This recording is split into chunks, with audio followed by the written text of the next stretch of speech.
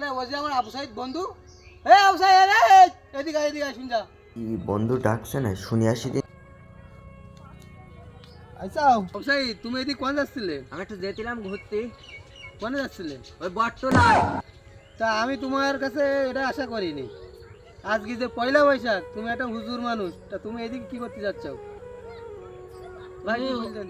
হুজুর মানুষই বটতলার দিক যাওয়া তোমার উচিত না। তুমি 5 ওয়াক্ত নামাজ কালাম পড়ো, হাদিস কোরআনের কথা, ভালো ভালো মূল্যবান কথা জানো, এগুলো তোমার উচিত না। যাই হোক, বটতলায় যাওয়ার দরকার নেই, বাসায় যাও, বাসায় যেই কোরআন পড়ার চেষ্টা করো। তারপরে ওখানে এসে কত রকমের ভেস্টা মেয়ে আছে, হ্যাঁ। আরো অনেক মানে ওখানে খারাপ যাওয়ার খারাপ তোমার ছেলেপিলে দরকার আছে, নেই। ওখানে আমাদের না যাওয়াটাই ঠিক।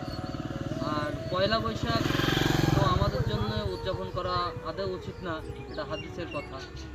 ঠিক আছে, তা ওখানে যাওয়ার দরকার নেই, তুমি বাসায় যাও। আচ্ছা ভাই, আমি যাবো না ভাই ওখানে। আমি আপনাদের কথা শুনে আমি মুগ্ধ হয়েছি ভাই।